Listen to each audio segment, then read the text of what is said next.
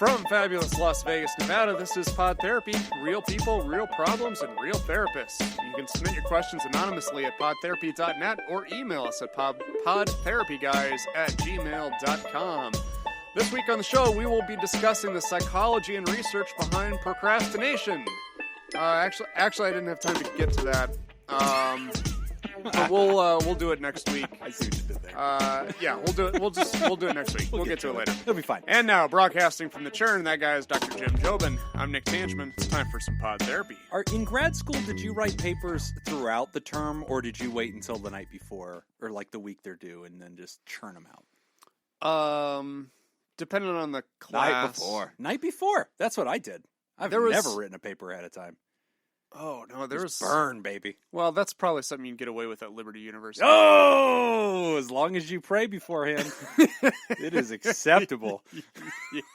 I mean, most of my papers were just filled with scripture anyway, so I'll just copy and paste. God, guns, gays, A+. I always forget that Jim didn't really go to college. Yeah. Hey, I fixed it in the doctoral side. I went to ASU. That's respectable. It's a heathenist. It's literally the devil's. Okay? I made up for it. I balanced it out. The hot devils. Hot devils. No, I usually worked at things like I You chip away at it? chip away at it. God, do over a you long period really? of time. Yeah. How does that work? I would forget the whole damn thing. Yeah. I gotta hold it in Well, my it's head all called at once. discipline. That's what That's it's called. beautiful.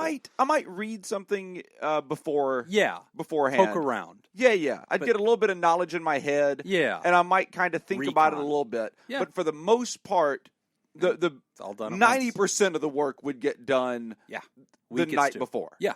I would exactly. start at about 10 p.m. the night before Slam Red Bull. and just go. That's right. He is telling the truth. So procrastination studies, actually. Usually while drinking. Well, wait a minute. That's probably, it can't hurt. You're that close to the finish line. Really can't hurt. So And we I did actually well in school. do not have a procrastination study today. We do not. Instead, we have some pod therapy after dark, ladies and gentlemen. We're going to have some sexy time up in here. Oh, yeah. It's about the top sex fantasies in the country. Now, you had said you wanted to play this like Family Feud style, and for whatever reason, I had $25,000 pyramid in my head. Why would you even think of that? Did you just crawl out of a time machine? Well, for me, Of all the things! in my mind, those two shows were always together. Isn't that the one where you have to get people to guess? Yeah. So the sex one is the one where you want me to act it out until you guess it. That was the original idea. When you said that's what we're going to do, that's what I pictured. And I was like, I don't know if we want to do that on the show. Jim's just really got some weird ideas going on. No, it's fine, Nick. We'll just turn off the mics and we'll figure it out. You can guess these. 1973. Now, keep in mind, it may have came out in 1973, but that means that it actually aired in the Midwest in the 80s. In the 80s? I forget you guys were the Eastern Europe of America. You guys were just getting, like, the Bee Gees. Yeah. Donny Osmond was a host on that show for a while. Oh, really? Wow. No. He looks good. So was Michael Strahan. Michael Strahan apparently was the last host on it. That's because Really? they rebooted it, I Yeah, think. yeah. Yeah, they did the reboot. So See, because you should be whenever I think forgiven. Family Feud, I don't think Steve Harvey Family Feud. I think Okay. of, like, the old, like, original Family Feud. When it was that huge board and everything, Yeah, and they would yeah, actually yeah. flip Bing. and the whole thing would rotate and all. Yeah. Yeah, I like that's that what I show. always pictured. That was the show that I would watch at my grandparents' house. Yep. Oh, Family Feud? I'd watch that on sick days. Yeah. That and Price is Right. Price is Right. That's my sick And day show that I remember. $25,000 pyramid. I that still always have a came hard on at the time same time. picturing Drew Carey As as the the host of host, Price is right? Right. And he's a good host. Yeah. But really I still just have a hard, and I don't feel like he, Drew, if you're listening, Yeah. I don't Which feel he like does, he would be yeah. upset with this statement. No. That like I still just picture Bob Barker as the No. as the Well, Price is you- I Right think guy. He Drew did that pictures forever. Bob Barker. I think he does. I think he's just trying to channel that. Like that's the show. Also, best Bob Barker thing that exists is whenever Adam Sandler incorporated him into Happy Gilmore, and he beats the shit out of him. Best bit. Yeah. One of my favorite bits of all time. I was on. You'd see me for a moment on an episode of Price is Right several years ago. I was on Really? a Broadway tour, and we were in L.A. and the whole company went to a Price is Right taping, that's and one of awesome. our cast members got called down to play, No. and she ended up winning the entire thing. Holy crap! wow. And like the huge showcase at the end and everything. Really? She won both of them. Oh my She was gosh. close enough that she won like hers and her opponents as well. And Oh everything. wow! And That's then awesome. her tax bill that year was something like $50,000. Oh, you don't think of that. Yeah. You don't think of that. Yeah. Like the new school game shows and stuff like Omaze and things like that. A big part of their prize is they pay the tax bill. Oh wow! that's but huge. the old school game shows didn't do that. Give you the jet skis, and then Yeah. you got the sales tax on that beast. It's not sales tax. It's taxed the same way that the lottery is taxed. Oh, geez. So it's like 50%. Right, so it'd be taxed like income, wouldn't Oh it? wow! No. It's taxed much higher than income. That's Really? rough. Wow. That's really rough. It's taxed much higher than income, Jeez. and because of the other side, the show is writing each of those so you win a jet ski. That's The a show write-off. is writing it off as a loss. Yeah, right. And so they are writing it off at the highest MSRP that they can possibly. Oh, So like no. you'll win a Yamaha jet ski. Not negotiated down at all. Yeah. That You is go into the top price. dealership and Oh. buy that same jet ski. It might cost you $2,000. Oh. They're writing it off at like $6,500. Oh my god! Oh my god! Wow. So I think we should use the same logic in this game that we're gonna play. Is you owe Price is Right rules. Yeah, Price is Right rules, Okay. taxes on the sex. I think that's how it has to go down. Whatever the street value is of whatever you guess. Street value of the sex. That's what you're going to have to pay in taxes at the See, brothel. what other stuff can we stuff into this game? Okay, so this is no from- whammies. This is and- from and no Psychology whammies. Today, Yeah. which is apparently a magazine that Jim gets. Yes. Let's see. This is to Jim. Oh no! Don't read the address. Don't read the Dr. address. Jim La, la, la, la, la. 123 Boulevard, anywhere USA. Spoiler: it's in Vegas. Yes. Now you know. And this is the 7 most common sexual fantasies. All right. So, let's see. And they're ranked ordered? They are ranked in order. okay. so that's One- why Family Feud okay, rules. Family Because Feud. just like 1 through 7. survey says. That makes more sense 'cause than it's a the survey. $25,000 Yeah, it's a pyramid. survey. Okay. So here's the deal. I think that you get points, right? And we'll see which one of us gets the highest number of points. So I think that the higher up. Well, So- how does it work? So there'll be Family doesn't- Feud is a not different fair. thing. Yeah, so let's we do can't score Family it like Feud. Family Feud. Okay. But we'll score it in inverse order. Okay. So for getting number 1, you get 7 points. Number 2, okay. you get Okay. 6 points. Okay, you work your way down. And further down. All right, Okay. so you want to rock, paper, scissors so you get to go first? Okay. All right, so By the way, I'm on guessing shoot- that my over-under on how many of these you're going to get is going to be 3.5. How about this? Okay. Also, at the end of the game, Jacob has to tell us how many of them he's done. How about that? how about at the end he tells us how many he hasn't done? All right, so That's gonna 1, 2, happen 3, anyway. shoot, right? I've done all these. All right, ready? Yeah. 1, 2, 3, shoot. All right, you're going first. I threw paper. Okay. Nick threw scissors. You get the first guess. And Okay. I think the 7-pointer. I think number 1 is the easiest one to get on the Shit, list. see, that almost makes me think it should be the other way around. Why Because are you these getting are rewarded these for are the most 7 obvious most one? common. You want to do it the other way around? I think it should No, go no, the other no, way. no, It's no, no, harder no, to no, get no. the last one. That is true. He's That's right. harder. It's easy to get the All right. first one. All right. All right, we'll do it in order then. Yeah, So you okay. get 1 point Okay. for the most common. Each one's worth what it says it's worth. That actually Okay. makes sense. Yeah. Wow, you're just agreeing with me all day today. I Jeez. agreed with Jim once on the Patreon We just became feed best as well. friends. This is exciting. Did we just become best friends? Hell yeah. You going to do karate in my garage later? No. Oh. We could Not braid going each to your other's house. hair. It'd be Okay. fine. This is going to be tough because you're going to have to be the judge, Jacob, on Yeah, I'm where gonna- how there- these fit. We'll just 'Cause defer I'm to gonna him. say, He'll okay, figure so I'm it going to out. say the first one, it's got to be some sort of introducing a third person into the relationship. Absolutely. Number 1. All right. Multi-partner sex. Ah, right. ding, ding, ding, ding. Threesomes ding. and orgies, some of the most pervasive fantasies. Multi-partner sex is an incredibly popular idea in part. I'm not going to read the whole thing. Okay. But you get the idea. Got it. So more than 2 people in the same place. Correct. At the same time. Okay. So and that did you say that also included orgies? Yes. So in this game, does he get to go until he misses, or does it oscillate back and forth? How do you guys want to handle it? I Back say and forth? oscillate. All right, they keep it interesting. All right, Okay. so you picked up 1 point One because point. that was the top That's a dog. point for Nick. All right. Even though this is my magazine, I have not looked at this. So I just handed it straight to Jacob. Why I are have these no pages sticky? clue. Just the dog peed on it. Okay. I spilled toothpaste on it. Okay, so I'm gonna go with orgies and threesomes are off. Uh-huh. All Okay. multi-partner sex. You know what? I'm gonna go. off-table. I'm gonna go with old BDSM. Let's go with Number two. Hell yeah! Ding ding ding ding You got ding. you're going in order here. Woo! Yeah. All right. So I'm actually in the It lead. encompasses bondage, discipline, dominance, submission, Yes. sadism, masochism. All the good stuff. Yeah. Got to have some spicy. That's Gotta it. Have that That's spice. it. So 2-1, Jim. Yes. All right, Nick. Yeah. Okay. See, because you're so vanilla with your threesomes. Got to spice it up with some And straight. your I knew that was going to be on there. Well, I just why'd you didn't pick it? know- You should have left that one alone. Well, It's the because I didn't lowest know. value. Oh my god. Yeah. Uh, It's gonna be fun to see what you come up with. I hope you say something extremely kinky.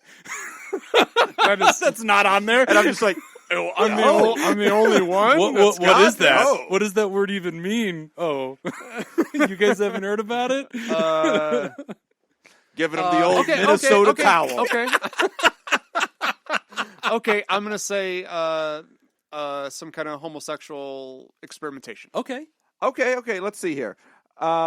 something same. or bisexual. Yeah, I'll agree that counts. Bi or same sex. I'm giving it to you. Number 7. What? Ah. Gender and sexual fluidity. That's yeah, fair. yeah. Okay. That's Yeah. fair. These Wow. referees encompass pushing the boundaries of one's gender expression or sexuality, such as through cross-dressing or experiencing attraction to someone who is not aligned with one's sexual orientation. I guess that is fair. I think that lines up just fine Okay. with I what think Nick that's said. fine. Jeez, so you're at 8. Oh, Yeah. to my 2, man. I need to Bam. really nail some. Damn it. You know, I'm actually surprised that America, that was the least fantasy. I would think that's much more common than last place on the 7. Well, I guess it's in the top still 7. This All does it with the list. It doesn't surprise me at all. Okay, given the list. All right. Given the list and just common. Okay, just common stuff. So BDSM's off the board, threesomes are off the board, and then some kind of same-sex Gender or and sexual fluidity. Sexual fluidity. Okay. All right, Jim, come on. Dig deep, baby. Dig deep. I'm going to go with public. Some kind of Oh, that public would be display a of good one. sexuality. That's on sex there. in a public place. I'll give it to you. Novelty, adventure, and variety. Yes, it's my quinceañera all over again. Number 3. Yes. So Jim's up to 5. Woohoo! Got some Almost points on everyone the board. fantasizes about having sex in new ways, different position or setting. Sex Yeah. in public is especially popular. Yes. In which the risk of getting caught provides thrill and excitement. It does provide thrill and excitement. Sorry, Disneyland. Okay. All right, continue. All right, so Jim, you got 5 now. 5 points. I'm only 3 Nick's- under. And Nick's got 8. Yes. So this is the point where you guys have to start keeping up with your own scores because Yes. I'm going to forget. Yeah, I'm under by 3. I'll just do Okay. it we'll do it like golf rules. 3 under. I'm under 3. I'm gonna guess some kind of role play. Oh shit. All right, let's see. That's definitely in there. Maybe not though, because It's got to be in there. Nope. Don't be generous. Don't be generous. Nope, I got to say no. I think if this was Family Feud, that's a strike. I Yeah. don't know what the consequences of 3 strikes are. I get to go hang out with Beating. Steve Harvey. Yeah, Just a punch in the neck. something bad has to happen. I think. All right, so role playing wasn't in there. Okay, we've already got the public thing. These are the fantasies. I'm gonna go with. But each one of these has very long. I'm reading like the first sentence from each of these descriptions. They have like paragraphs. Yeah. Okay. So I'm doing a little bit of fast reading as we're doing this. Okay, you're kind of thinning it down to what it Seeing should what mean. they define. What the each thing essence as. of each one is. I'm gonna go with something having to do with like being filmed, photographed, filmed, or sending pictures, something like that. Something involving photography and sexuality. How about that? Would you accept? Is that too broad, or do I need to zoom in? No. You'll accept that? Sure, I'll give it to you. Number 4. Yes! Taboo activities. Jim takes the lead! Doing something that you're, quote, not supposed to do can be a major turn on. Fetish fantasies fall into this category, such as feet and footwear, along with desires that psychologists deem paraphilic. Yeah. Paraphilic. Great. Paraphilia. Or Now, atypical, such as voyeurism. That's why I'm giving you Yes! filming. Okay. Which Yes. involves spying on others as they undress or have sex. Fair enough. Yeah. I thought I'll take okay, it. For a while there, I was like, Where's he that going doesn't- with this? That doesn't fit. That doesn't fit. Yeah, and I'll tell you Voyeurism. right As now. soon as they put voyeurism in there, I'll give you I'm filming. getting a generous bump on this one. I'm going to say it. I'm going to get a generous bump, but I don't give a damn because I'm going to take those 4 points. Okay, so now I'm up by 1. Jim by 1. Okay, this one's gonna sound a little tame. You two have gotten 4 of them, by the way, so you've already hit my over. 3. All right, I'm up by one. There's 3 on the board. This is going to sound There's 2 on the board. a little tame, but I there's only really 6? I think this There's is 7. I think this is going to be on there. Nick got 7-1. You got 2, 3, and 4. Okay, copy. I'm guessing some kind of something to do with romanticism. Oh, you're probably right. Just regular old This is the romance. one that I thought nobody was going to get. No. Number 5. Passion, romance, and intimacy. Steamy Oh. daydreams sometimes involve meeting emotional needs through sex, such as feeling loved, appreciated, or desired. Loved and appreciated. For example, people often picture an intimate prelude that eventually leads to sex, Boring. such as a romantic date in an exotic location. Damn it, America. Because what a letdown. Yeah, because I think I had heard that someplace before that's still one of the top big ones. fantasies. Actual is just romance. Just being nice to each other. Just be nice. Just not being a Hey, jerk. maybe we have sex and like each other. No, come on. Get out the whips. What if we both just pretend that we enjoy it? That was number 5? That was number 5. So he just boosted me by 4 points. So Yeah. you're 4 up right now. The last one on the last, board. Last one, it's 6 points. Oh, this is it. If I get this, I could get it. You need All the right. number 6. Oh, geez. Okay, so number 7, the one that was the least, the least on this was the gender fluidity thing. Yeah. And so number 6, so number 5 was the romance one. So come on, Jim. What is the next least, but also still popular sexual fantasy? I don't think you're going to get this one. Oh, geez. Okay.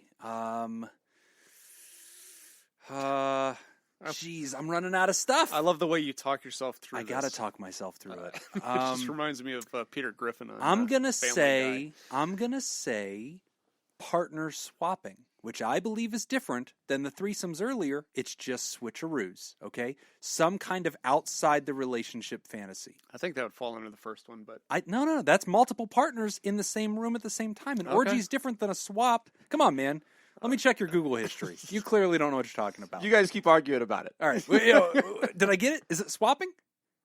He got it. Yes! Being in a non-monogamous relationship. Victory lap! Woohoo! Practicing some form of non-monogamy, such as Oh. swinging, polyamory, or in an open relationship seems to be dirty. a turn-on for many people. It is. In It's contrast dirty. to multi-partner sex. By the way, that's why I thought you Yes! wouldn't get it. I- was because yeah, we already because I had thought that was- orgy and taboo. That's a Or, win. Orgy and threesome, rather. That's a big win. In contrast to multi-partner sex, non-monogamous fantasies are not necessarily having sex with several people at the same Yes. time. Instead, they center around the freedom to pursue more than one relationship or not be limited to a single sexual partner. Non-monogamy.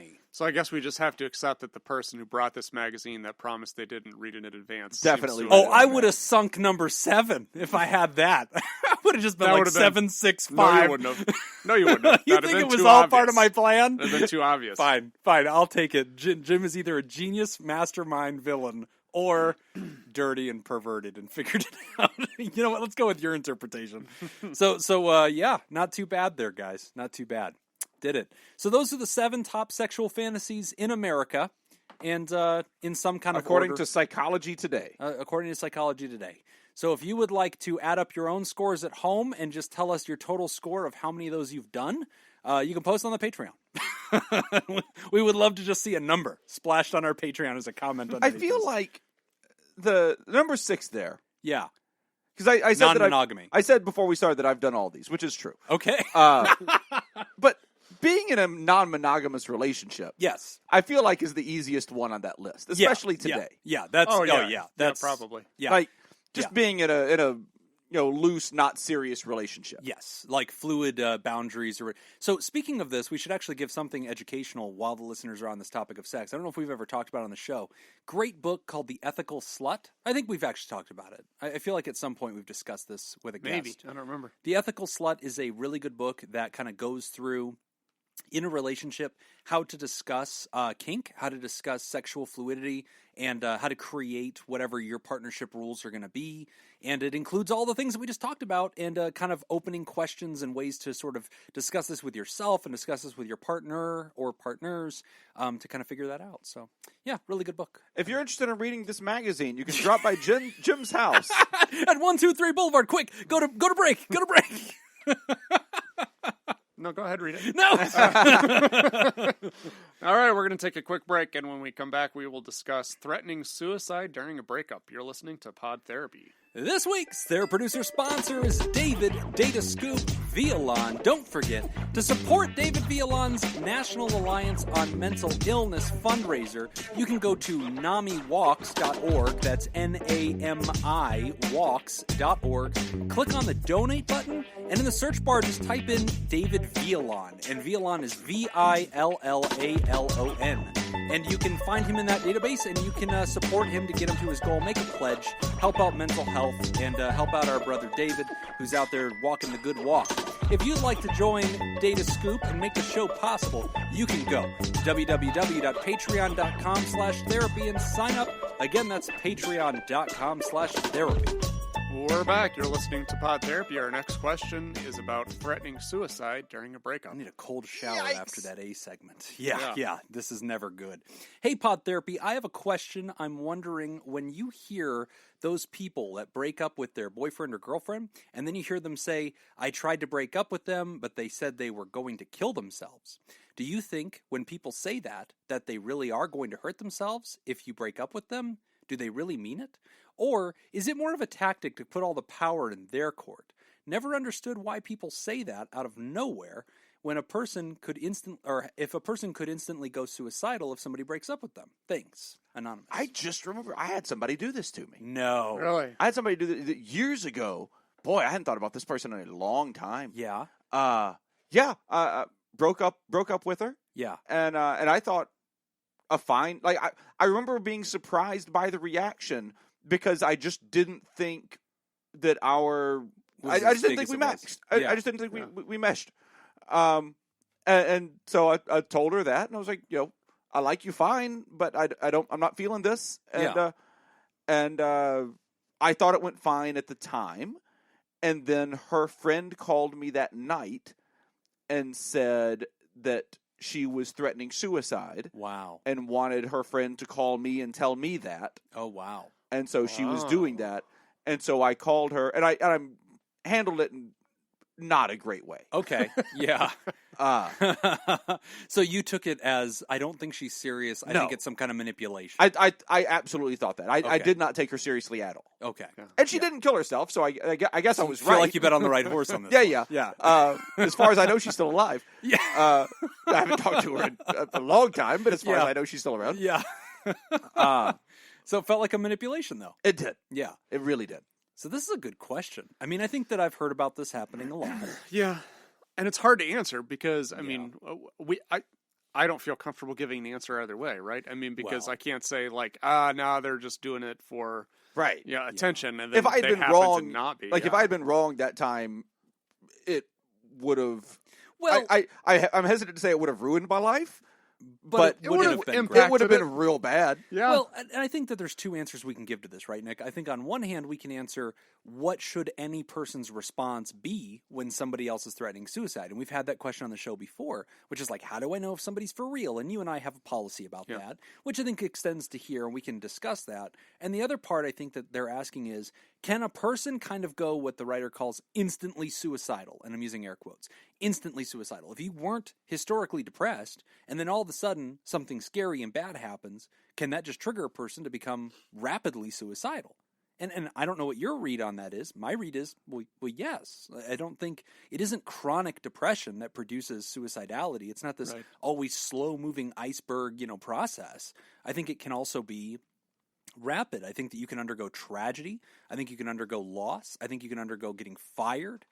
We saw that during the financial collapse, right? We saw that, whenever 2008 financial crisis hit and people lost millions of dollars and they committed suicide. Well, 1929. I mean, it's the well Great documented. Depression. People jumping out of buildings. Right. So I think rapid, loss and tragedy and a breakup obviously is difficult to gauge, right? Because there's breaking up with somebody you've been lifelong partners with, and there's breaking up with Jacob, who literally just started dating you, and he's already over you. And so, he says, hey, listen, I don't want a second date. And you're like, no, I can't quit the sweet, sweet Smith, I got to jump. So what do you think about that? About the Jacob thing? Yeah. I mean, I'm going to be honest, I get a little depressed every time he doesn't agree with me. Obviously. It's a good thing that I'm safe. We should probably talk about that later. No, I mean, yes, I think people can can become suicidal that quickly. Rapidly, I mean, yes. it all depends on, the circumstances and what's going on, because it might not be just that breakup. Right. It could be, 3 things happening all at once that gives this illusion to that person that Right. everything is completely out of control and there's no getting it back on track. So there could just be one more thing that gets added onto that. Yeah. It can happen. I think ultimately, at the end of the day, we always treat every suicidal threat as if it were real. Yeah. Where we never assume that they're... You have to, right? Yeah, you have to. Yeah. I mean, you just have to assume that everything is, that it's genuine. In which case, then you say, okay, well, then we need to get you to the hospital.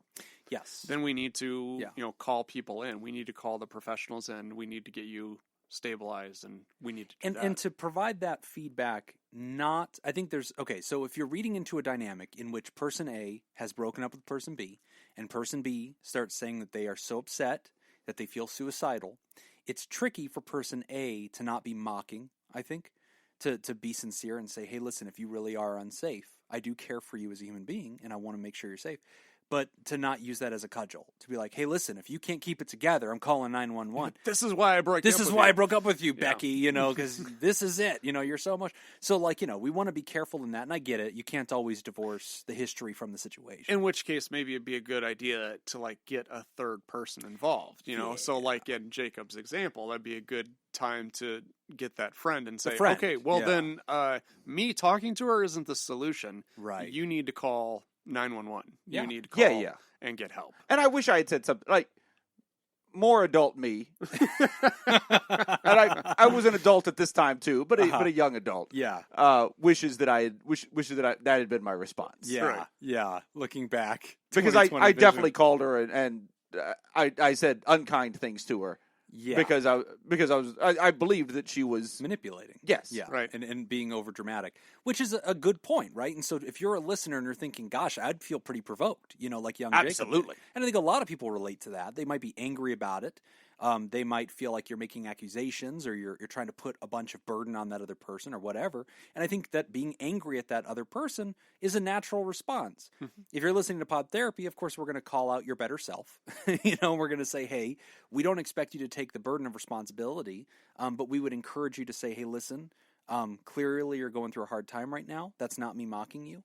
I do think that we need to tell somebody. Right? Mm-hmm. And if you're the only human that knows, that's whenever I'd want you to reach out to a third-party friend or their family, if anybody you have in contact, that you could say, hey, listen, person isn't doing well. Mm-hmm. We broke up, and they're talking about giving up. They're feeling suicidal, or they're talking that way. I don't want to just keep that a secret, right? And so I'm letting other people know so that they can have the ball. And then if you really felt pinched and you didn't have anybody you could call 911, or 311 is usually the non-emergency line. And, depending upon how severe the situation is, you might interpret it as a non-emergency. But you can call and you can say, hey, listen, I have this person in my life who is expressing suicidality. If you have their address, you give the police the address and you say, I'm just asking for a wellness check. Wellness check, yep. Yeah, and that's very common. I do that to patients, if I haven't heard from them in a while, or I have reason to believe that, I'm texting or calling and they're not answering and I just have my suspicion. Mm-hmm. I've done it. I'll call 311 and I'll schedule a wellness checkup, and all that happens is a beat cop goes and knocks on the door, mm-hmm. rings the doorbell, looks to see if there's a car in the yard, and they try to find out if that person's there. And mm-hmm. that's all it is, just a wellness checkup. And if the person answers the door, the cop will say, hey, listen, you're not in trouble. I'm just here to check on you. Somebody in your life's worried about you. Let's talk.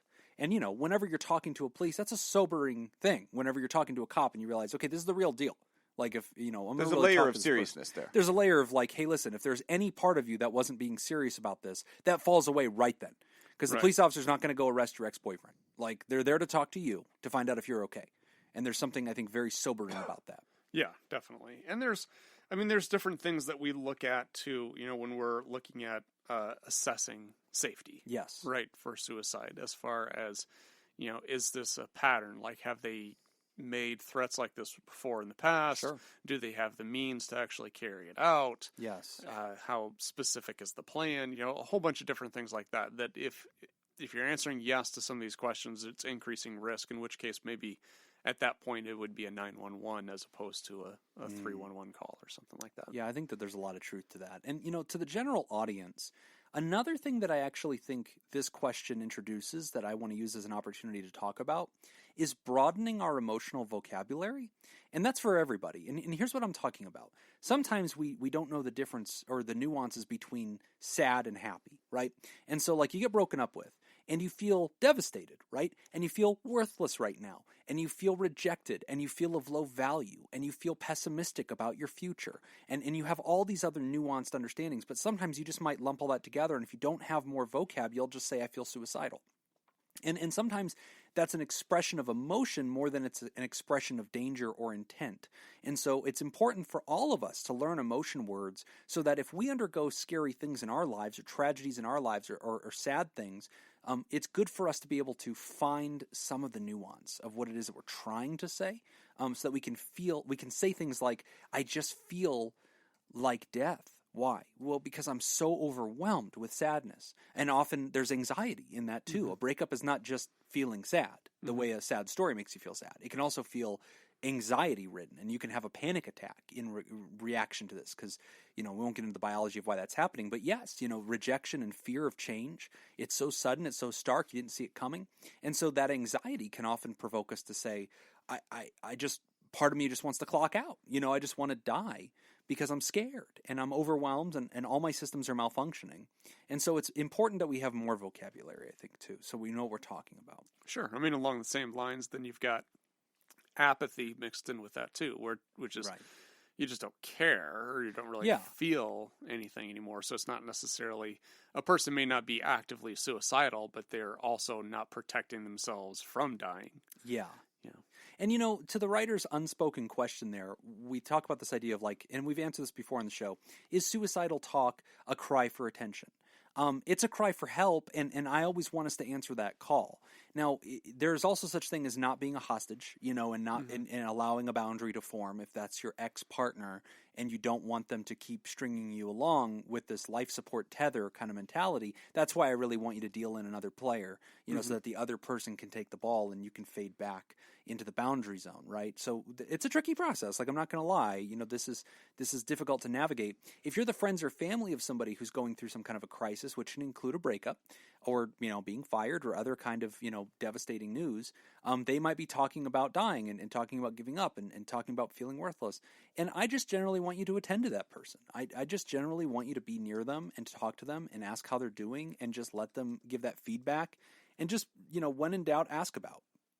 Get curious and give them the ability to language their emotions. And as often as you can, when you can get humans to language their emotions, even if they're languaging in circles, they're metabolizing negative energy. You can't sense it, but that's what's happening. Mm-hmm. And so the fuel tank is slowly burning out. And then whenever that goes away, the potentials start to open up. And that's whenever they can start going through a healing process and ultimately rebounding too.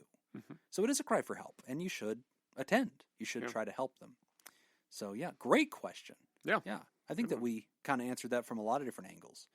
Don't do what Jacob did. As a general rule. No, you shouldn't. As a general rule, that's what Jacob's role is on the show.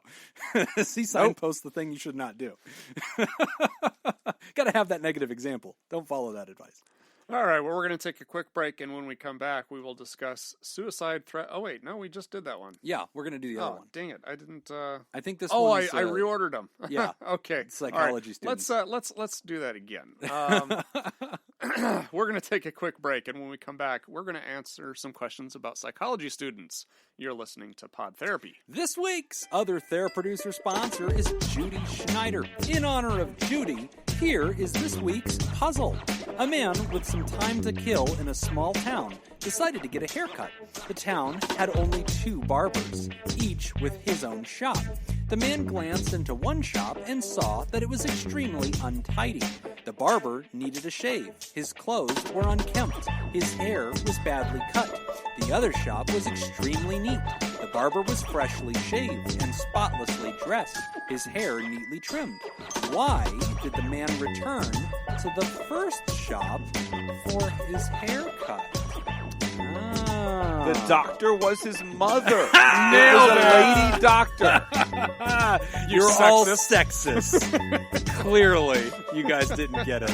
If you know the answer, you can go to patreon.com/therapy, Sign up to support the show and post your answers or comments under this week's episode to win eternal fame and glory, caveat eternal fame and glory pending approval by the FAA.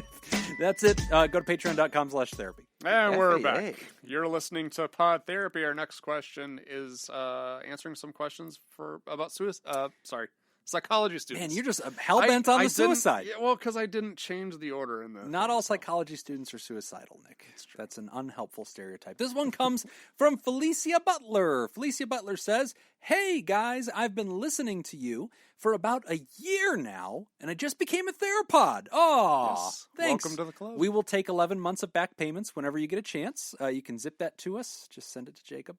I love the show, and as an AP psychology teacher, find that your content falls in line a lot with my curriculum. So it's great to hear how you guys use and talk about the same stuff I do in class. Hey, quick side note, Felicia, sorry that our show is marked explicit and you can't give it to any of your students without getting fired." Yeah. I don't know if this Sorry about says something about our show or your curriculum. Yeah. Either way, it is not good information. Oh my gosh. Yeah, and I love that she's an AP psychology teacher too. She says, "I wanted to know if you had any tips or words of wisdom for my students who are interested in pursuing a career in psychology. I know that's pretty broad, but I don't know what to tell my students as I didn't major in psychology or really have any intention of going into psychology, although I love teaching the class now. So I'm not as knowledgeable about what their options are or what kind of jobs are really needed. Thanks so much. P.S. Go Panthers." Thank you for supporting the Panthers. So before we start this answer, I'm going to say we try our best not to use any swears because this way she can actually hit play right here and just hear our advice. Jacob, just put your mic down. Just he's got two hands on the mic. He's grimacing. Let's just censor Jacob. If we can just keep him out of this for 5 minutes, I think we'll be okay. You guys go ahead. So this is a good question. It is a good question.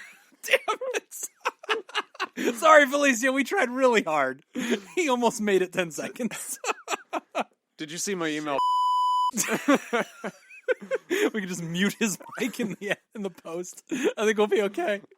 So what was your God damn it. Sorry, Felicia. I'm sorry. Hey, of all three of us, I'm the only one. No, I said damn it. All right, never mind. Well, we screwed it up. It's over. Well, she put "Go Panthers." Yeah. And she's a teacher. Yeah. So in my mind, I was like, did she go to Northern Iowa? No, nobody went to Northern Shut Iowa. up.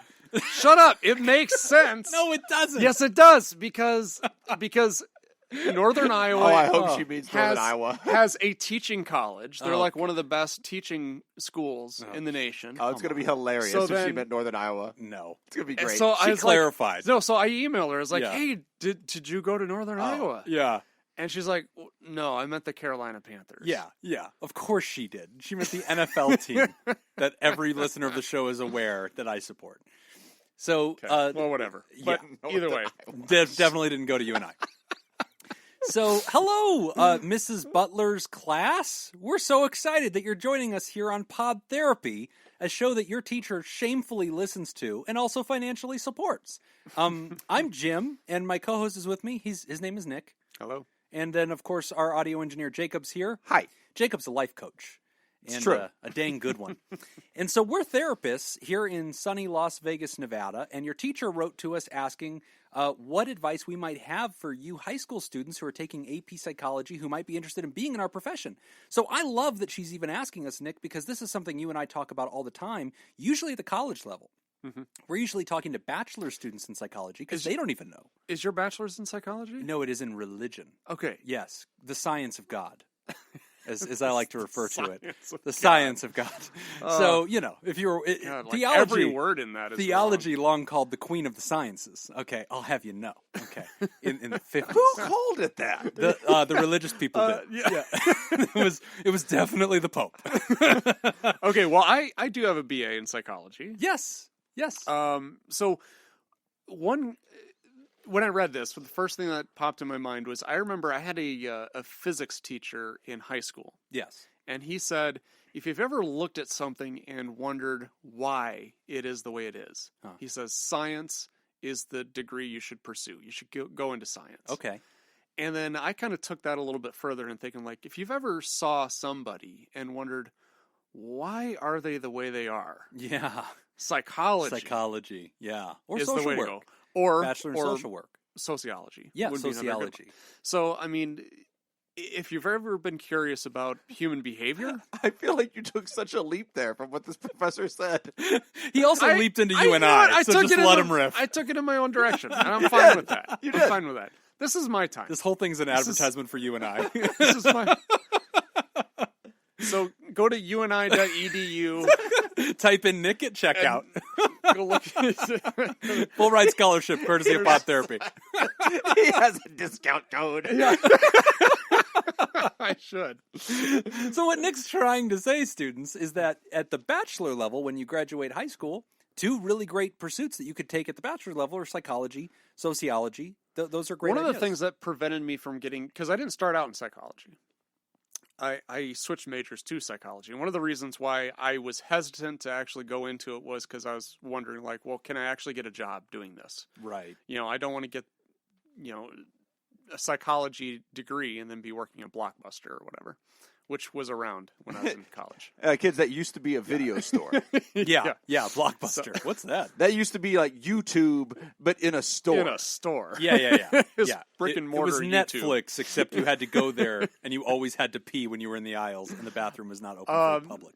Yeah, so I ended up getting a degree in psychology, but then going on into a master's. But I think one of the biggest misconceptions that people have when pursuing a degree in psychology is thinking that they have to get a PhD to do therapy. Yes. And that's not true. Not at all. You do need a master's to do therapy. Yes. So what can you do with a bachelor's in psychology? A lot of different roles. There's a lot of different roles. You can go into human resources, which is the department of any company whose job it is to watch over the employees and not just sign them up and recruit employees and not just handle things like their salaries, but also deal with things like their health and their benefits and checking in with those employees to make sure that they feel safe and that they're talked to whenever some incident goes down. So human resources is a big There's field. also other stuff like psychosocial rehabilitation. You can do that with a BA in psychology. So what Nick's talking about there, students, is that's like a junior therapist. It's kind of like an associate. We definitely have that in Nevada, and I think all 50 states have some version of that associated with Medicaid.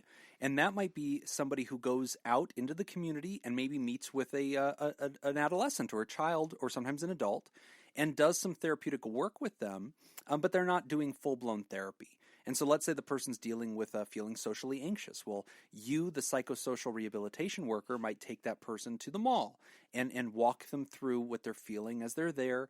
And you usually have a therapist that you're working under who's giving you ideas, and you might do that. And you could do that with a bachelor's in psychology, and that's a career. You could be, we call it a PSR worker, psychosocial rehabilitation, or BST, behavior skills training, is also another thing you could do. Yep. Also, autism work. There's a lot of ABA therapy that's out there. Has to do with treating those who have somewhere on the spectrum of autism in various levels of functioning. And with a bachelor's and increased training in that, you could do ABA work as well, again, under the tutelage of a therapist. Mm-hmm. So there's a lot of careers at the bachelor level. Here in Nevada, you can also become a substance abuse counselor, and I think that's true in California, and that's true in many states, that you can serve as a substance abuse counselor, usually under the guidance of a fully master's level therapist of some kind. But, at least in Nevada, you could be a CADC, which is a substance abuse counselor at bachelor level too. Yeah.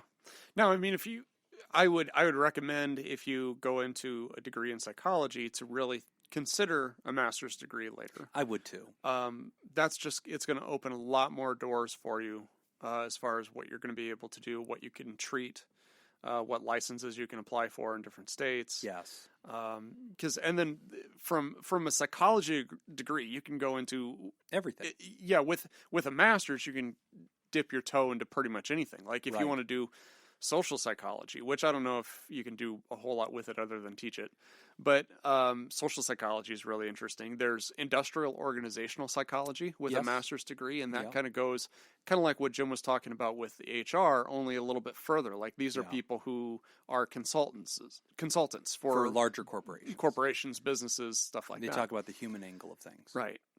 So there's a lot of different things you can do with psychology. Yeah, and I'm going to echo Nick. So one thing you should know, students, is as mental health professionals, we are part of the healthcare field. And in almost all healthcare disciplines, in order to be a provider, in order to help, fix sick people, you're going to have to do a lot of higher education to do that, because there's almost always going to be some kind of board, which is like a group of people who guard your state and make sure that nobody's practicing medicine or practicing a healthcare discipline unless they're fully qualified to do that. So in every state in the country, and including in your state, there's going to be a board of examiners, and they're going to govern different disciplines. And so in healthcare, in mental health care, it's normal to have to go ahead and get that bachelor's degree and then take the next step, which is a master's degree. Now, master's degrees in mental health are usually different than a master's degree in other fields. The typical master's degree is about 15 to 20 graduate credits. And what you'll learn when you go to college is you pretty much just divide by 3 to figure out how many classes that is. So, if it's 15 credits, that's about 5 graduate classes to get a master's degree. However, in mental health, it's quite a bit larger. It's usually about 60 to 70 credits. So you're talking about 2 to 3 years of grad school to get that very sizable master's. And in order for it to be a clinical master's, there's also going to be a year of student internship that's woven into that, usually up to a year. Some schools are less. And what that looks like is you go out into an office and you actually see your own patients. You are the therapist in that room. You're a learner, but you're there to help. And you're not all by yourself. You're under the tutelage of a supervisor, of a master therapist who's there to teach you. But you actually leave the classroom and you go do that out in the field in your state, in your community. And then whenever you graduate that master's program, that's whenever you apply to become a therapist in learning, to become to get a permit, basically. What is mostly usually called an internship, though that word intern usually implies that you're working for free. But in our field, an internship means that you're kind of a junior therapist. You're earning your hours. You're going to take a national exam.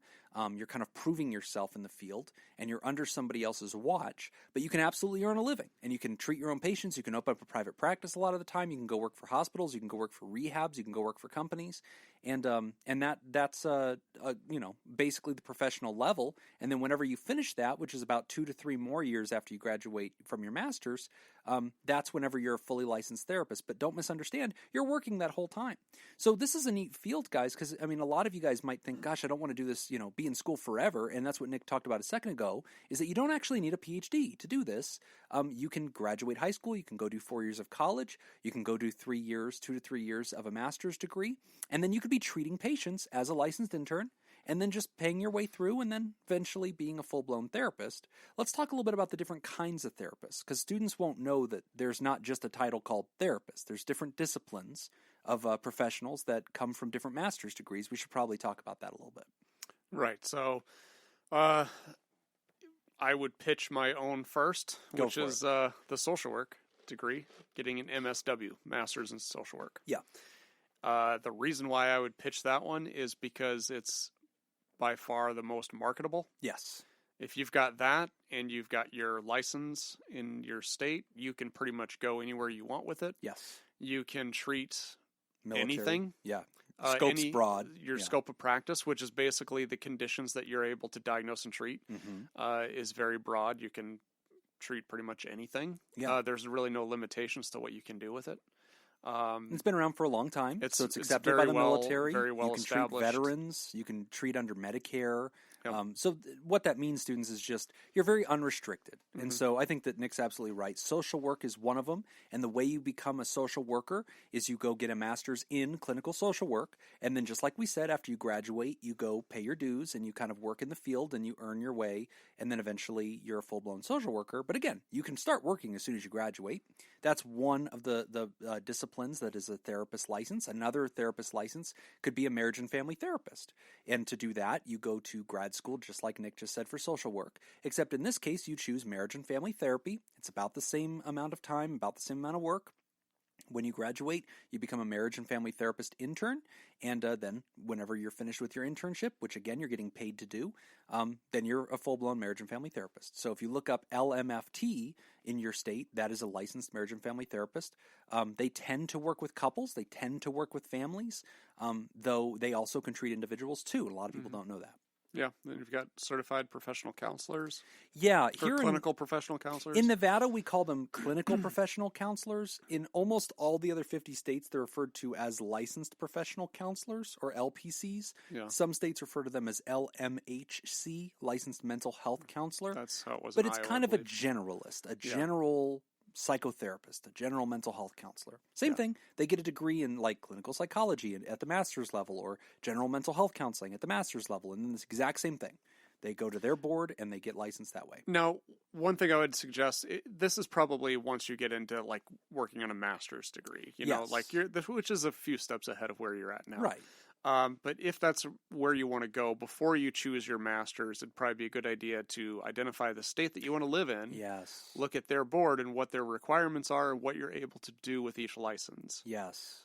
Before you decide what you want to do with your master's. That's great advice. Yeah. But honestly, if you are in high school and you decide that you're going to become a psychology major when you get to college, chances are you won't be a psychology major by the time you're done with college, so I'm not going to worry too much about it. They tend to be the most switched out of major. No, but everybody switches their major. Right. Yeah. What you go in for your college for is not necessarily going to be what you leave with. Right. You know, I started out in finance. Yeah.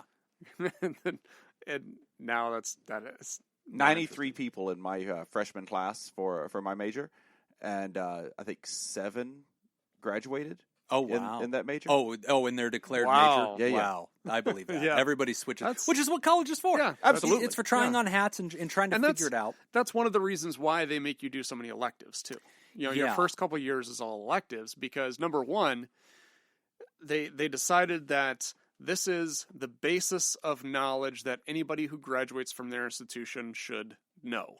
So if you're a graduate of this program or this institution and you're at a cocktail party, you should have enough information to be able to carry on a discussion about all these different topics. Right, the general That's part of stuff. it. The other part of it, too, is they want you to explore different areas. And that's actually how I found psychology. I had no interest in psychology. I didn't know anything about it. We didn't have AP Psych in high school. We didn't even have a psychology class in high school.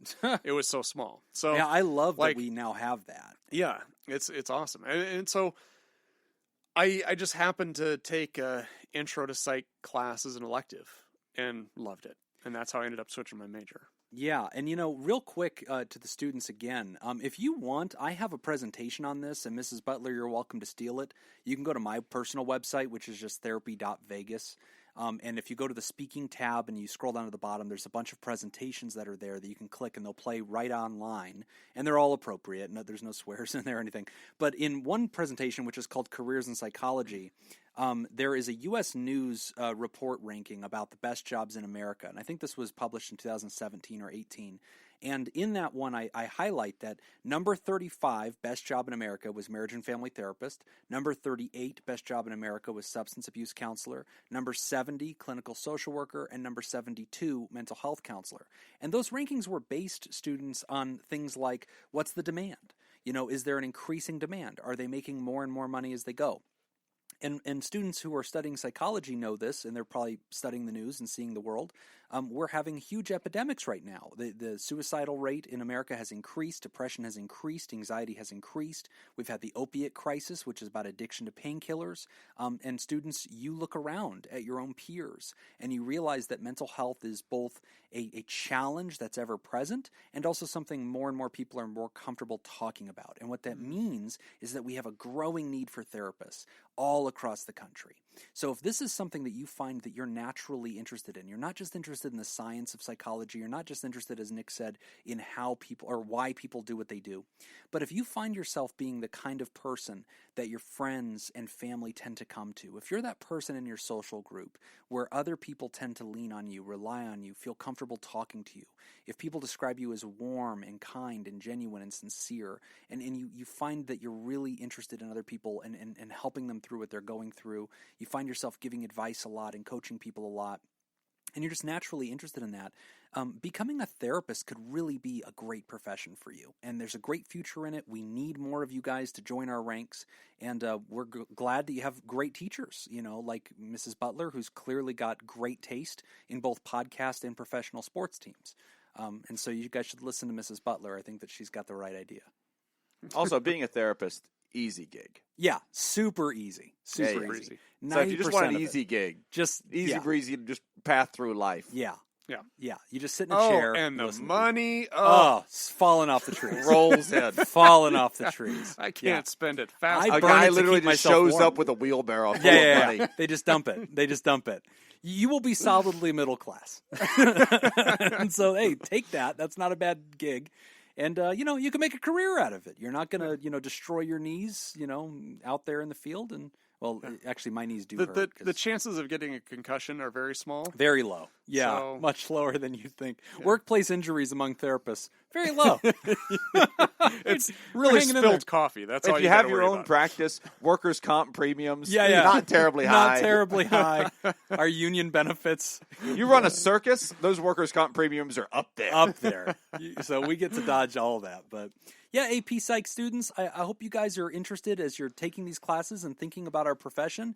And look into it. And remember that you can always reach out to professional therapists in your area, and you could just write them an email and ask questions. And for a lot of us, that's how we got into the field, is we met a professional therapist, they became a mentor to us and gave us information. Yep. So think about that, and we'd love to get questions from your class, Mrs. Butler. Feel free to give them our email address, podtherapyguys@gmail.com. And students, if you ever want to write in with questions, just let us know that you're in Mrs. Butler's class, and we'll be happy to answer them for you, and we'll try to reduce the swear count. Yeah. Thanks for the question. Great question. Bye, Felicia. Bye, Felicia. Oh, yeah, that's the thing. That was clever, Nick. You're a funny guy. Yeah, funny guy. Really good. I bet she's never What, heard what, that one. what, what do you mean funny? Funny how? Funny Funny like how? Rita Rudna funny? Like I make you laugh funny? Like Am I a clown? to you? Hey, this is a movie reference I do get. You guys are really proud of me. I've seen Goodfellas.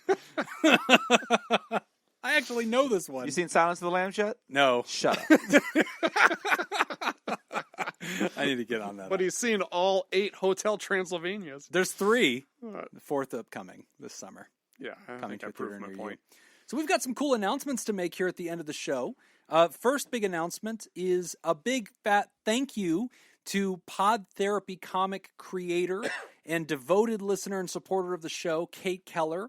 So Kate has done it again. She created the official cartoon pterodactyl. So our Patreons who give it the $10 level are pterodactyls, and they spell it with therapy in the word. And she has actually created a comic, and it is fantastic. We posted it on our Instagram. She's posted it on Pod Therapy Comics, and it is now the official logo of all the pterodactyl givers on our Patreon.com. So if you want to check it out, go to Patreon.com/therapy and check it out. It's at the $10 level, and it is glorious. It is really cool. Little therapist pterodactyl. He's got his bookshelf going on. Did you notice his degree in the top right? Yeah.